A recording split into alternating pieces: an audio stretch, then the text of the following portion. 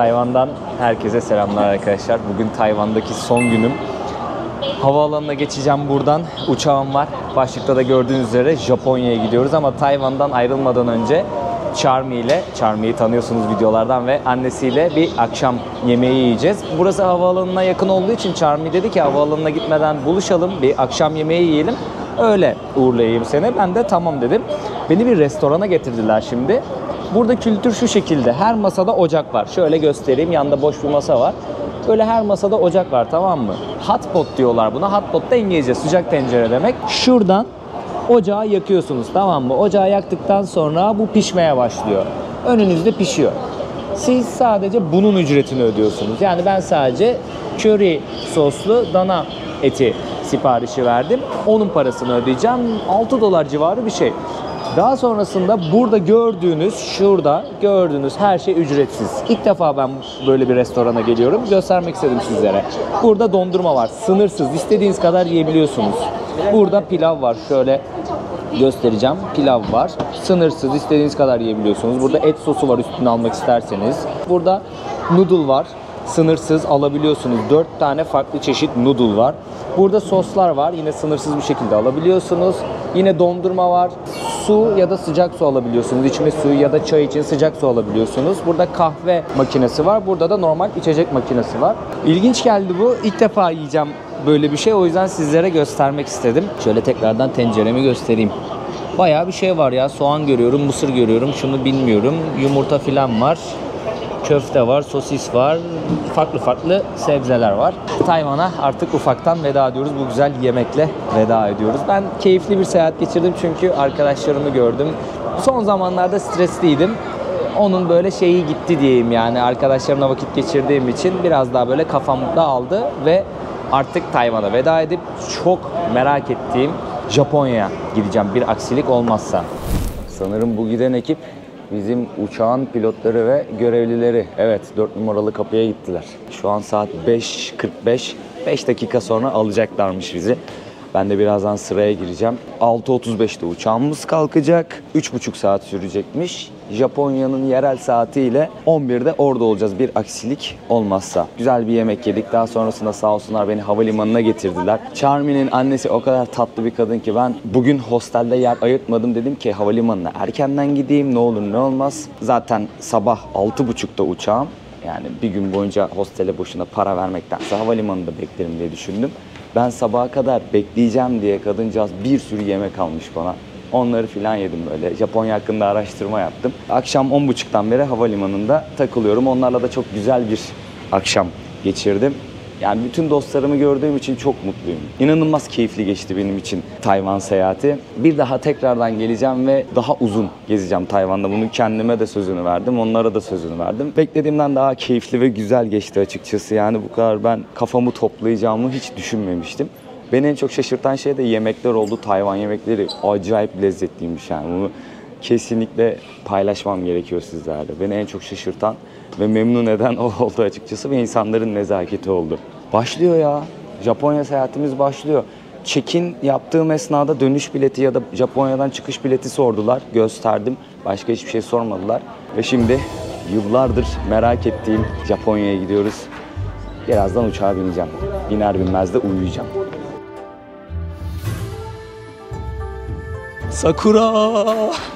Sakura sesim çıkmıyor oğlum. Vizesiz gelebildiğimiz en ilginç ve değişik kültüre sahip en güzel ülkelerden bir tanesi. Bu ne kadar? 1000 Japon yeni. 1 Amerikan doları da 150 Japon yeni, işte 6 dolar civarı bir şey yapıyor. Buradan bütün yetkili mercilere sesleniyorum. Türkiye'deki tuvaletlerin hepsine ısıtıcı koyun. Şu tavuk ya. Bunu öyle tavaya atmış, sektirmiş, tabağa göndermiş. Ben bileti atıyorum, hata veriyor. Bileti atıyorum, kapı açılmıyor, tamam mı şurası? Türk ürünleri satıyorlar galiba burada. İstanbul daha pahalı diyorlar buraya kıyasla. Yani nasıl bir havaya denk geldim arkadaş? Dolu atıyor. Ben şunu gördüm, 11 saniye zannettim. Yanda böyle 2 tane çizgi var. Geçebilirsin gibi bir anlamı var galiba. Şuradan biletimizi atıyoruz. Buradan çıkıyor.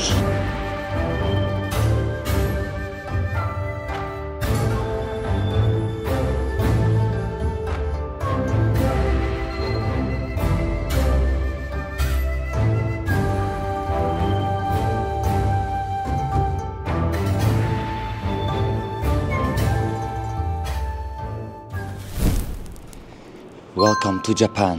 Japonya'ya hoş geldiniz. Ayak basmış bulunuyoruz arkadaşlar Tokyo'ya. Uzun zamandır beklediğim, heyecanla beklediğim Japonya seyahati an itibariyle başlamış bulunuyor. Tabii öncelikle polis kontrolünü geçmem gerekiyor. Dışarı bir çıkayım, bütün süreci anlatacağım sizlere. Neler oldu, neler bitti, neler sordular. Hepsini anlatacağım ama çok heyecanlıyım.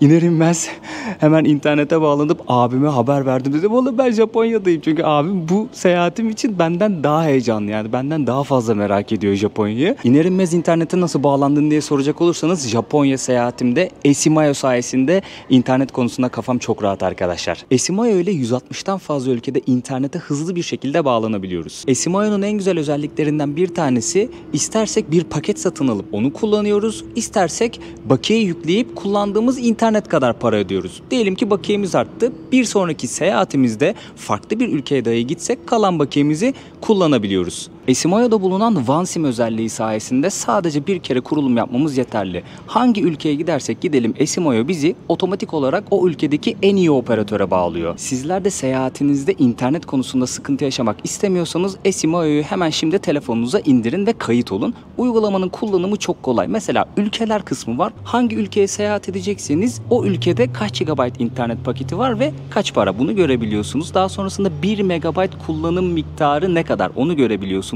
E-SIM'im kısmı var. Burada da yaptığınız paket işte kaç gün sürecek, kaç GB internetiniz kaldı, bunları görebiliyorsunuz arkadaşlar. Aynı zamanda Burak 2 kodunu kullanırsanız $2 bir indirime sahip olacaksınız. Tüm detayları açıklamaya yazdım. Oradan inceleyebilirsiniz. Şimdi bana şans dilemenizi istiyorum arkadaşlar. Ülkeye giriş yapacağım. Oy oy oy oy oy oy oy, bu ne soğuk ya. Arkadaş bahardayız. Japonya kendine gel ya. Sakura sezonundasın, kendine gel. Bana Sakura sezonu dediler arkadaş. İlkbaharda geldik buraya. Bu ne soğuk ya. Uçakta anons geçtiler 8 derece Tokyo diye. Yani şimdi Sakura sezonu Mart sonu Mayıs'ın ilk haftası gibi bir şey oluyormuş sanırım. Yani Sakura sezonu, evet Sakura sezonu kardeşim. Bu ne soğuk ya, bu kadar soğukta Sakura mı çıkar? Japonya'dayız arkadaşlar. İşin geyiğini bırakalım da ayak basmış bulunuyoruz Tokyo'ya. Geldik. Güzel bir yolculuktu, rahat bir yolculuktu. Zaten çok büyük bir kısmında uyudum. Uyanık olduğum kısmı da iniş kısmıydı. Narita havaalanındayım. Tokyo'da 2 tane havaalanı var. Narita havaalanına geldim. Ben Terminal 2'ye indim. Şimdi ülkeye girerken uçakta öncelikle içeriği de göstermek istiyorum sizlere, gelecekler için bir bilgilendirme olsun. Uçakta 2 tane form verdiler. Birisi sizin kişisel bilgilerinizi yazdığınız, diğeri de yanınızda bir şey taşıyor musunuz? İşte burada bazı yiyecek içecekler, etler metler yasak arkadaşlar, meyvedir vesairedir. Eğer yanınızda varsa onu deklare ediyorsunuz, onu not alıyorsunuz o kağıda. Şimdi onları ben uçakta doldurdum. Hiç sıkıntı yapmayın. Kalem de veriyorlar, formu da veriyorlar. Formu zaten unutursanız, uyuyakaldınız diyelim, doldurmadınız, inince dolduruyorsunuz. Hiç problem değil. QR kodu da var hatta, internette kuvvetle muhtemel o form vardır. Gelmeden de doldurabiliyorsunuz anladığım kadarıyla. Şimdi havalimanına indik. O formu ben doldurdum. Şöyle etrafı da göstereyim. Bakın burada kahve dükkanı var. İşte ufak bir market var. Burada para değiştirebilirsiniz. Döviz bürosu var. Bir Amerikan doları normalde 150 Japon yeni. Burada 145'e bozuyorlarmış. Yani az değiştirin, sizi merkeze atacak kadar değiştirin. Sonrasında merkezde daha iyi kura bozarsınız. Burada araba kiralayabileceğiniz rent-a-car'lar var. Şuradan otobüs bileti alıyorsunuz. Nereye gitmek istiyorsanız, hangi bölgeye gitmek istiyorsanız otobüs bileti alıyorsunuz. Sanırım dışarıdan kalkıyor otobüsler. Ben merkeze giden otobüse baktım. Shinjuku'ya giden otobüse baktım. Bu arada her 15-20 dakikada bir otobüs var. Shinjuku'ya giden otobüs $25'dı yaklaşık olarak. Birazcık pahalı geldi bana. O yüzden daha ucuz bir seçenek olan treni deneyeceğim şimdi. Tren de hemen şöyle karşıda. Kendimi çekmeyeyim de etrafı göstereyim sizlere. Şuradan aşağı gidecekmişim. Tren orada. Oradan bileti çözeceğiz. Şimdi ben o 2 formu doldurdum. Bu arada Japonya bize vizesiz arkadaşlar. 90 gün vizesiz. Türkiye Cumhuriyeti devleti vatandaşlarına. Ama tabi haberlerde bir sürü işte yok yakın zamanda Japonya vizeli olacak bilmem ne olabilir. O konuda bir şey diyemem. Yani Japonya hükümetinin takdirine kalıyor. Uçaktan indim abi. Gümrük kontrolüne, polis kontrolüne doğru yürüdüm. İlk olarak sizi bir grup görevli karşılıyor. Gümrük polisinin önünde. Orada parmak izinizi ve fotoğrafınızı çekiyorlar. Daha sonrasında bir de pasaporta bakıyor. Daha sonrasında gümrük polisinin yanına gidiyorsunuz.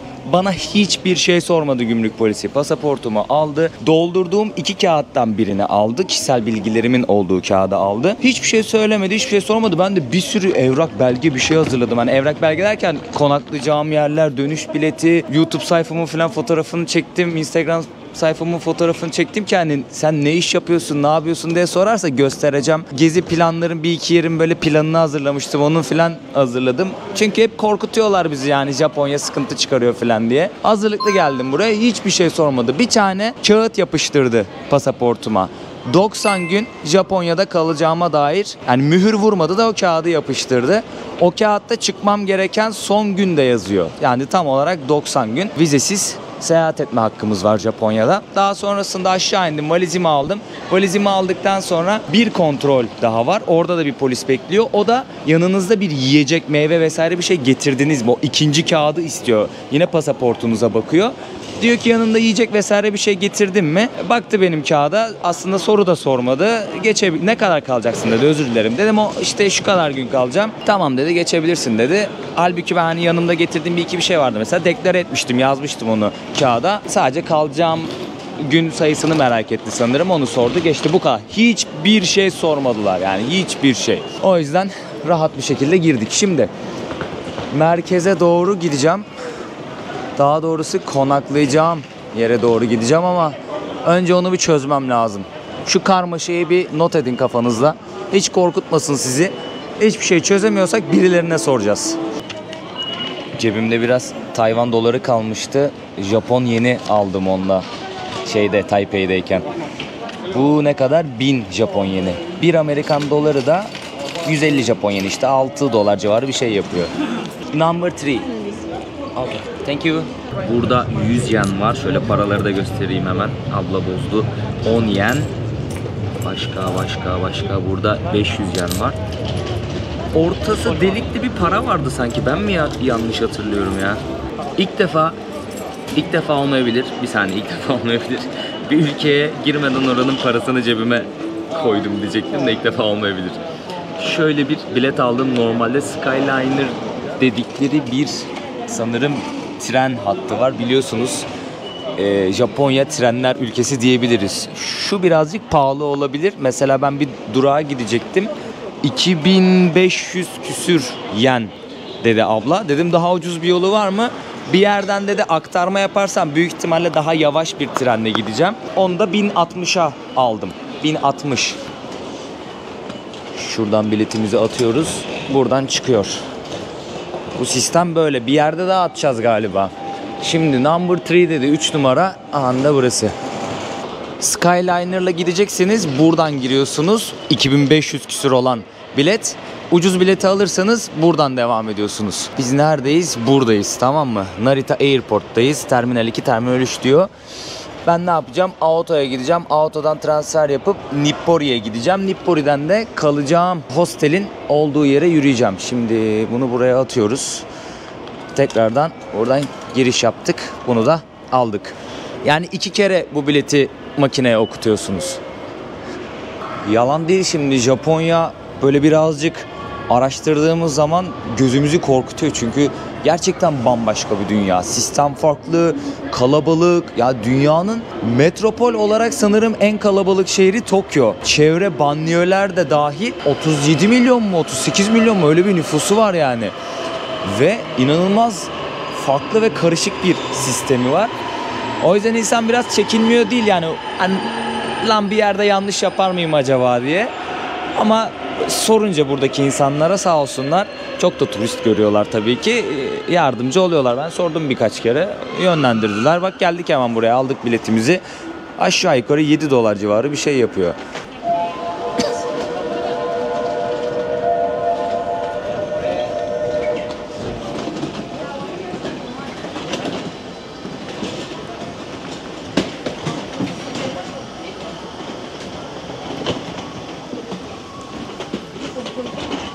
İyi, oturacak yerde bulduk, güzel. Hemen şuraya çökelim ya genç kardeşimizin yanına. Bakın arada böyle şeyler var, kapılar var trenlerde. Tayvan'da da böyleydi. Birçok ülkede gerçi böyledir ya. Bunu niye açıkladıysam bilmiyorum. Gerçi bazı ülkelerde yok ya. Şimdi ben Toshima isminde bir bölgede kalacağım arkadaşlar. Orayı söyledim, oraya gideceğimi söyledim. Hani nasıl gidebilirim diye sordum. Bir de Google haritalardan tren hattına bakmıştım. Google haritalarda ulaşıma tıkladığınız zaman tren rotasını, otobüs rotasını falan gösteriyor. Trene bakmıştım ben. Bir tane istasyon gözüme kestirdim. Dedim ki ben buraya kadar gideyim. Oradan dedim yürürüm kalacağım yere. Çok uzak gözükmüyordu. Hem etrafı gezip görmek istedim. Orayı söyledim. O vesileyle beni buraya yönlendirdiler. Siz farz-ı misal başka bir yerde kalıyorsunuz, farklı bir semtte kalıyorsunuz. Oranın ismini verin. Oraya nasıl gideceğinizi öğrenin. Yani hani ille bu trene bineceksiniz diye bir şey yok. Ya da benim birazdan aktarma yapacağım yerde aktarma yapacaksınız diye bir şey yok. Gideceğiniz rotayı takip edin arkadaşlar. Direkt merkeze de gidebilirsiniz bu arada. Mesela şu an saat erken ama ben çantamı bırakmak için hostele gidiyorum. Birazcık böyle çevrede dolanacağım. Saat erken 12 bile değil daha ya. Yani 12 desek daha gün ortası. Daha Japonya'dayız ya. Bir dakikamı bile harcamam yani.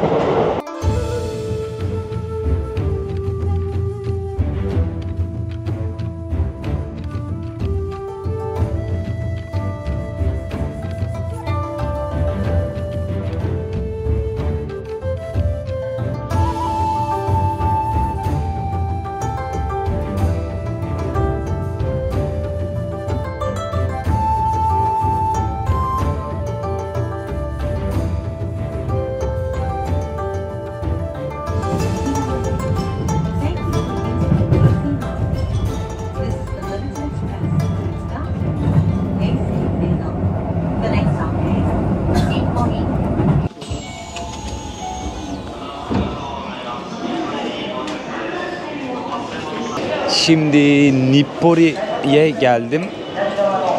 Şuradan mı çıkacağız? Ne yapacağız?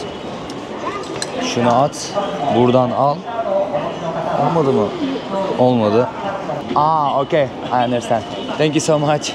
Havalimanından KCA hattına binerek ineceğim durağa kadar geldim. Normalde buradan bu yeşil hatta binip hostelimin önüne kadar gidebiliyorum. Orada bir tane metro durağı var. Ama istedim ki ben buradan yürüyeyim. Yaklaşık 5 kilometre hem etrafı gezmiş oluruz. Havada kararmadı, aydınlık. Yaklaşık 1 saatlik yolculuk yaparak buraya geldim. Hatırlıyorsanız şöyle bir bilet almıştım. Bu makinenin ucundan atıyorsunuz, bir ucundan size veriyordu. Çıkarken de bunu yapmanız gerekiyor normalde. Ben 1 saattir karşıda bir yer var. Oradan çıkmaya çalışıyorum.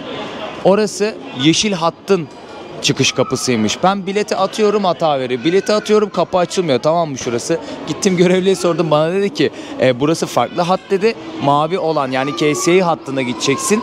Oradan çıkış yapabilirsin dedi ve beni buraya yönlendirdi sağ olsun. Buna da dikkat edin yani gelirseniz. Açıklamış olayım. Şimdi atıyoruz bunu. Bak yine aynı hatayı verdi. Gördün mü? Asistanı gör diyor. Allah Allah, niye böyle yapıyor acaba? Çözemedim. Bir soralım. You see? Okay. Aynı hatayı burası da verdi. Demek ki bir şeyi yanlış yapmış olabiliriz. O bileti bana geri verir umarım ya. Ben saklamak istiyorum onu. Buradaki ilk biletim. Hatıra olarak saklayalım. Can I take ticket? No, finish. I want to save it for memory. Yeah, for memory. Thank you.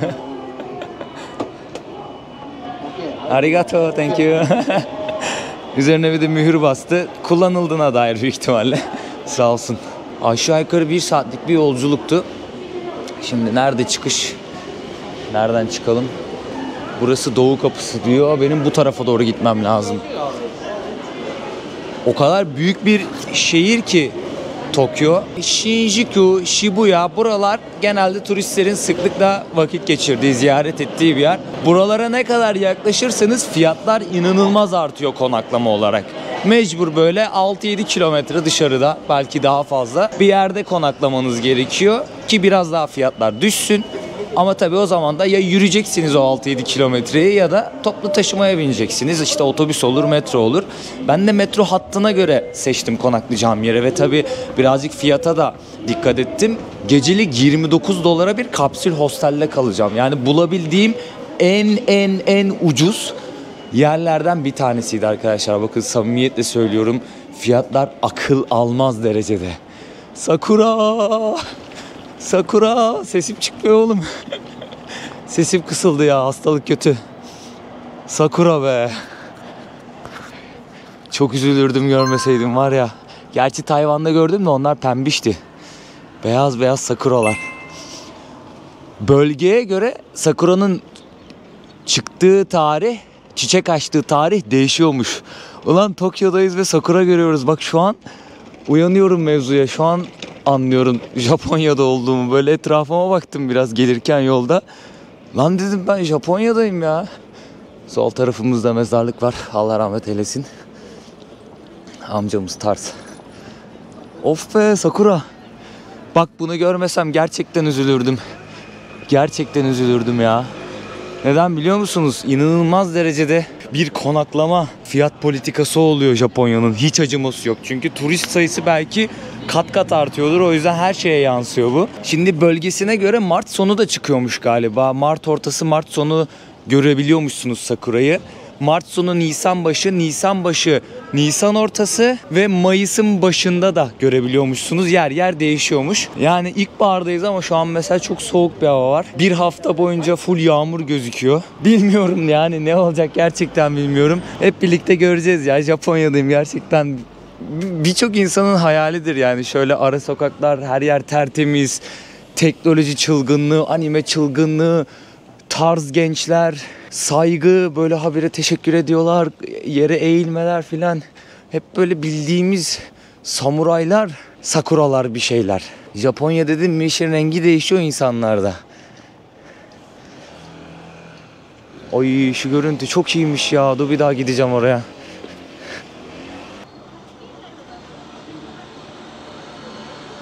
Bu ablamız da sanırım beden gücüyle insanları taşıyorlar ya, böyle tutuyor.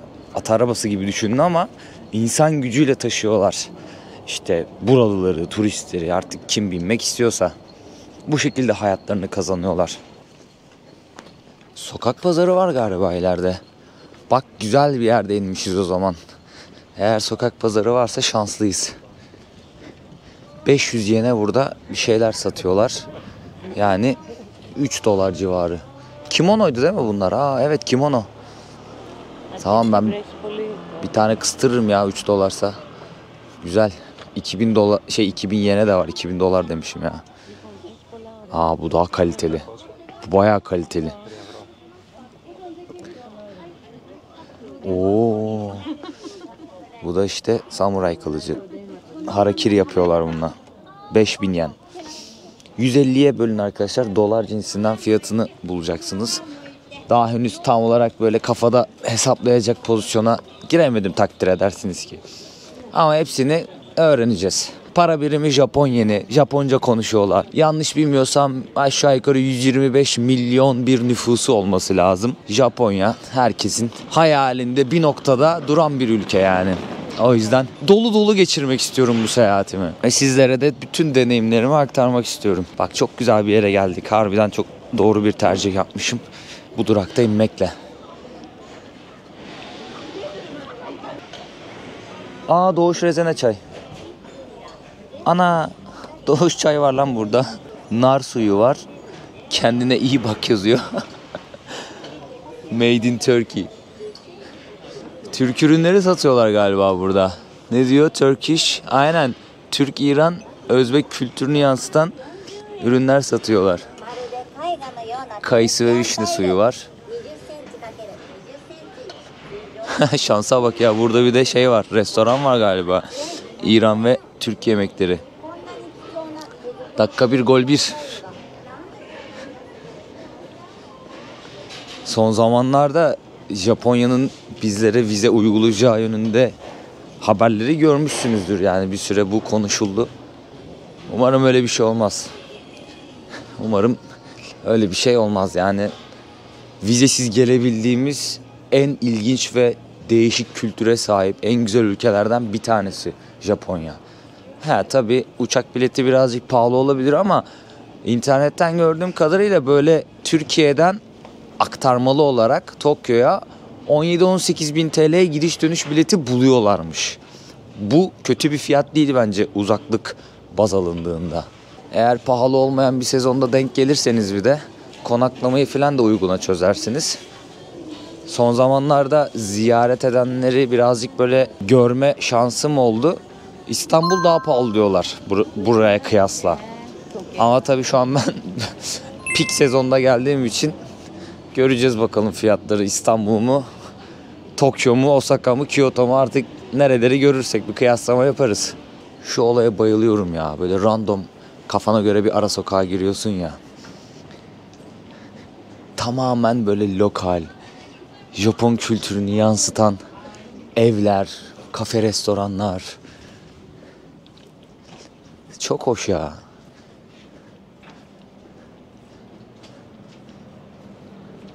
Tertemiz her yer. Her yer tertemiz. Yani tek tük böyle çöp gördüm.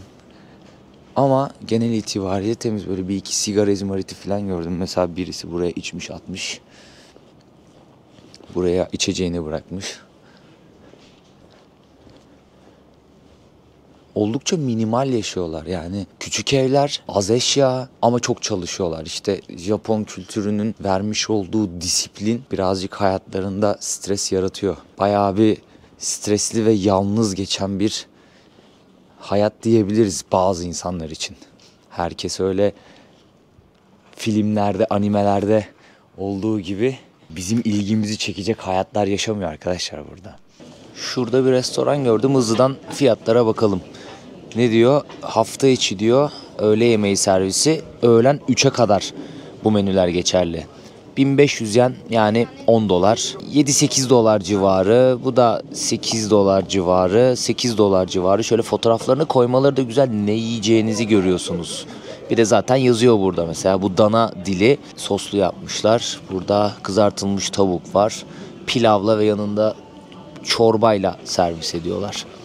Sushi'ler var, onlar biraz daha pahalı. En pahalı olan hangisi?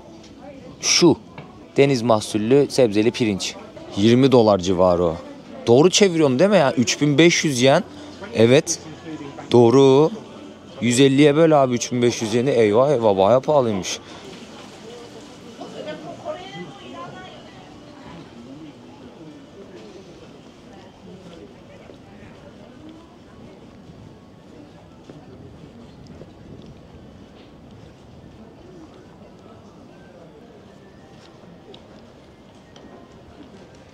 Ne düşünüyorsunuz Japonya ile ilgili? Fikirlerinizi merak ediyorum. Sizce nasıl bir ülke? Tokyo Shendai yazıyor. Shendai bildiğin. Sendagı. Kesin bir Türk birisi burayı açmış. Kendi adını koymuş. Ama o şey iyi olmadığı için Sendagı yazmış. Kesin. Dostlar, merak ediyorum fikirlerinizi ya. Japonya ile ilgili, Tokyo ile diğer şehirlerle ilgili. Görmek istediğiniz bir yerler var mı? Onları da yazarsanız yoruma çok sevinirim. Ne kadar tatlı bir yer ya bura. Bir kafe sanırım. Yok. Bar. Restoran bar. Mother India. Hint yemekleri var. Güzel de kokular geliyor.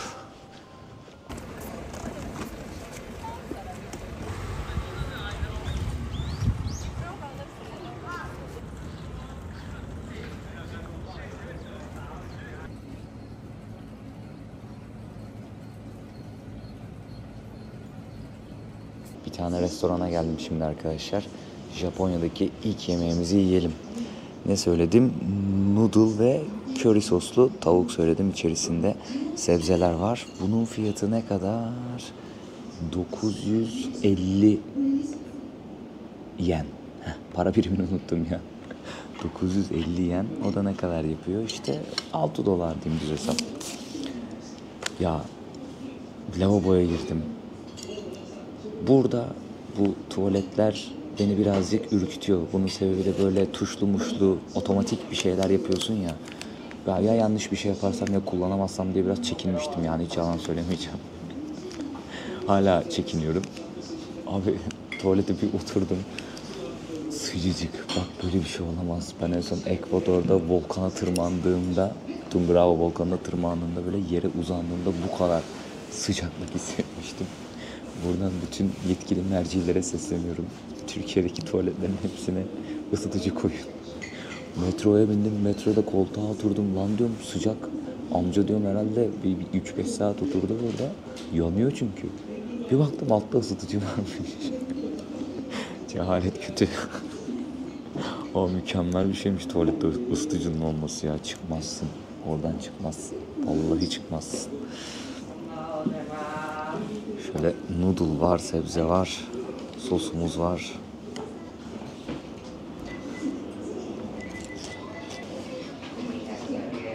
Soğuk bu. Bayağı buz gibi. Bundan ben de hava soğuk. Kursağımdan sıcak bir şey geçsin diye ümit etmiştim ama buz gibi yemek ya. Yan tarafta da amca sıcak sıcak çorbasını, ramenini üpletiyor. Çok iyi diyemeyeceğim ama kötü de değil. Biraz garip geldi bana. İlk defa böyle bir tat deniyorum. Arigato. Bu restoranda yedim. Vallahi şu fotoğrafları görünce dedim ki kursağımdan sıcak bir şey geçecek. Ama olmadı. Olmadı maalesef. Yemeğin soğuk olduğunu aslında söylemeleri gerekiyordu bence ya. Ben turistim, nereden bileyim soğuk olduğunu. Yemek dediğin sıcak olur. Meze soğuk olur. Sen Japonsun, akıllı adamsın. Bunu akıl etmen gerekiyordu. Çok kötü değil ama bence kötü bir yemekti. Böyle noodle, o üzerine koydukları sos yine bir derece kurtarıyordu ama o tavuk nasıl pişmişti biliyor musunuz? Bak, pişmişlik seviyesini söylüyorum size. Şu tavuk ya, bunu öyle tavaya atmış, sektirmiş, tabağa göndermiş. Yani tavaya değip kızardığı kadar, piştiği kadar pişmiş. Öyle bir çiğlikti yani. Neyse, ilk yemeğimiz böyle olsun, yapacak bir şey yok yani. Ne diyeyim şimdi? Kötü bir yemek yedik. Darısı diğerlerine, artık diğerlerini yorumlayacağız, deneyeceğiz. Yapacak bir şey yok. Şimdi Tayvan'dan da geldik.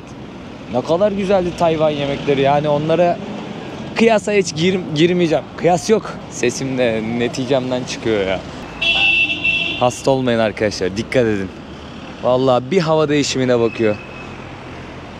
Hemen yamultuyor insanı. Ben şunu gördüm, 11 saniye zannettim. Yanda böyle 2 tane çizgi var. Geçebilirsin gibi bir anlamı var galiba. Yani saniyeyi göstermiyor.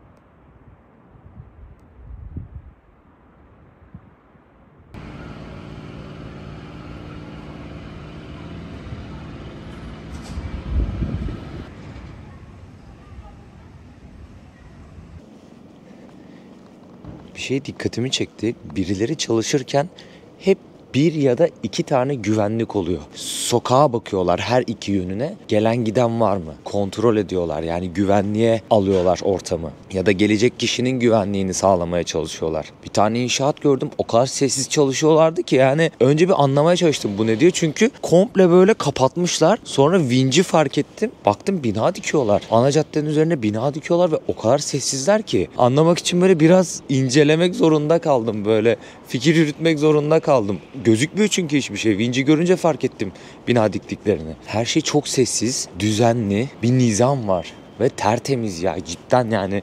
Çok nadiren 1-2 tane böyle çöp gördüm. O da genelde sigara içenler. Bakın, bunu yapmayın ya. Bunu yapmayın ya. Yani sigarayı içiyorsanız tutun, atın, çöpe atın ya. Yere niye atıyorsunuz? Gerçekten ana cadde mesela burası aşırı sessiz. Bu sessizlik biraz ürkütmedi değil beni. Tokyo'dayız arkadaşım, Tokyo'dayız yani. Dünyanın en büyük metropollerinden bir tanesi burası ya. İlk gözlemimi sizlere anlatmak istiyorum. Şurada ışığı görüyorsunuz değil mi? Bir yeşil ışık var. Üzerinde bir çizgi var. Bir solda bir sağda o çizgi. Ben onu ilk 11 zannetmiştim. Söylemişimdir zaten videonun bir kısmında. Öyle değilmiş. Zaman geçtikçe o çizgi böyle azalıyormuş. Aşağı doğru gidiyormuş. Çizgi kaybolunca da kırmızı ışık yanıyor. Mantık buymuş.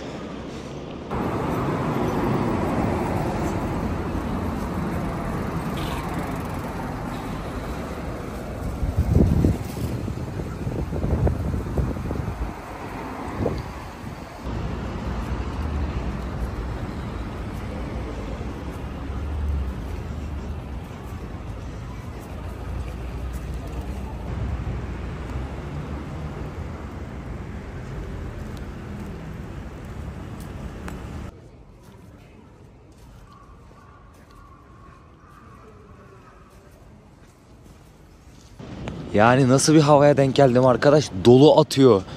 Önce yağmur damlası zannettim. Baktım baya böyle dolu atıyor ya. Teyzem açtı şemsiyeyi. Yağmurla karışık dolu başladı. Vay arkadaş ya. Ulan sakura ağaçlarına bir zarar verirseniz o zaman kendinizi koruyun oğlum.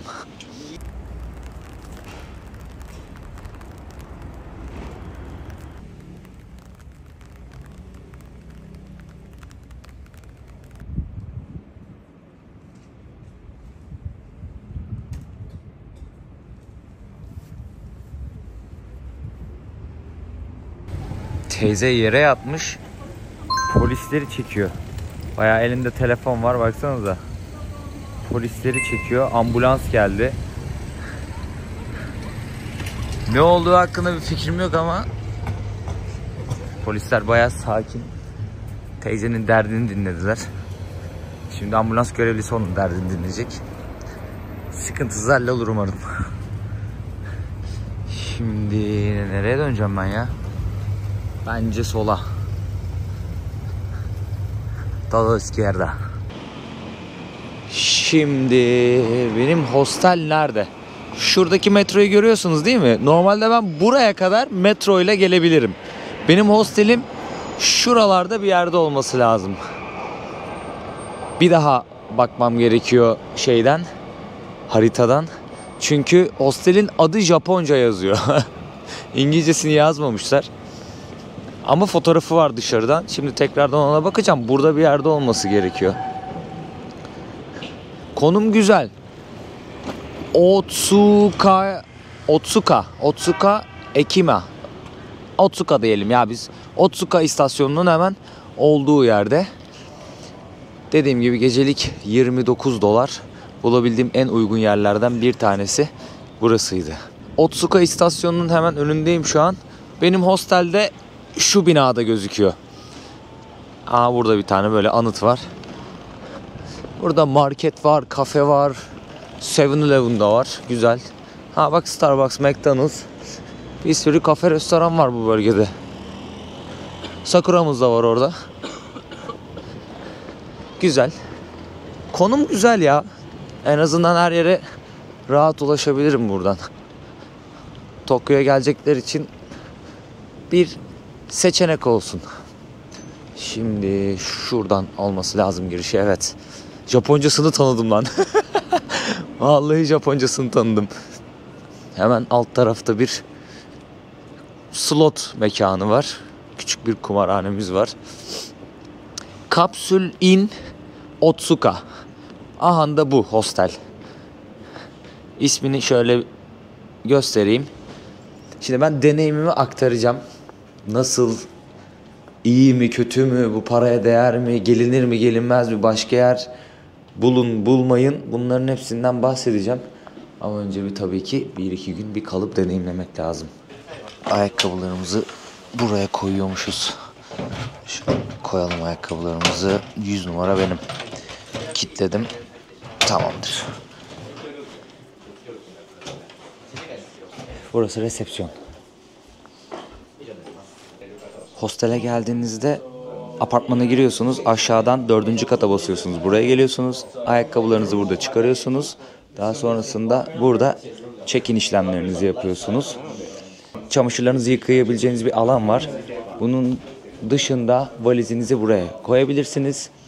Burada ücretsiz bir şekilde havlu, jilet, işte diş fırçası, pijama falan veriyorlar sizlere ve kilitli dolaplar var burada. Mesela benim odam 5. katta, 5010 numaralı yatak benim. Bu da benim kilitli dolabım. Şöyle anahtarı takıyorum ama açtım ama birazcık küçük, yani çantama da sığmaz. Sadece değerli eşyalarını alabilirsiniz. 8. katta ortak alan. Hiçbir şekilde odalarda bir şey yiyip içilmiyormuş. Su dahi dedi çocuk. 8. katta her şeyi yiyip içebilirsin dedi. Tuvaletler, banyoların hepsi de 8. katta.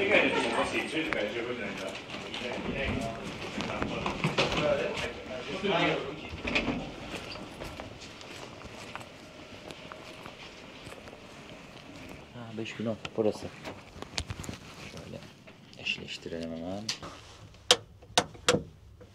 Kapsül otel böyle oluyormuş. Burada ne var? Bunu çok çözemedim de kurcalar buluruz. Anında kalacağım yer burası. Şunu kapattın mı? Şöyle geçirdin aşağı. Buradan da geçirdin. Tamamdır. Böyle bir tane ince şey koymuşlar, üstünüzü örtersiniz diye. Havlumuz da var. Anahtarımız burada. Japonya'da şarjlar bu şekilde. Alarm kurabiliyorsunuz. Burada radyo var. Durum böyle arkadaşlar. Japonya'ya geldik. Tokyo'ya ulaştık. Seyahatimiz başladı. Videoyu da kapsül otelimden, yatağımdan bitireyim. İlk gözlemlerimi sizlerle paylaştım. Bir sonraki videoda para değişimi, paraları tanıtma, şehri gezmeye başlarız. Japonya hakkında daha böyle farklı bilgiler vermeye başlarım. Tokyo'daki ilk günümü sizlerle paylaşacağım bir sonraki videoda. Bu böyle çok uzatmak istemediğim, ilk gözlemlerimi paylaşmak istediğim, böyle şehri bir ilk görelim, nasıl bir yere geldik, o şaşkınlığımı sizlerle paylaşmak istediğim, her zamanki gibi geliş sürecimi anlattığım videoydu. Umarım keyif almışsınızdır. Kanala abone olmayı unutmayın. Bildirimleri açmayı unutmayın. Videolar gelecek. Güzel videolar gelecek diye ümit ediyorum. Desteklerinizi bekliyorum. Videoyu beğenirseniz, yorum atarsanız ve abone olursanız da çok sevinirim. Adios amigos diyorum. Arigato'yu öğrendim. Teşekkür ederim demek. Konnichiwa, merhaba demekti sanırım. Her gördüğümüze arigato, konnichiwa'yı yapıştırıyoruz.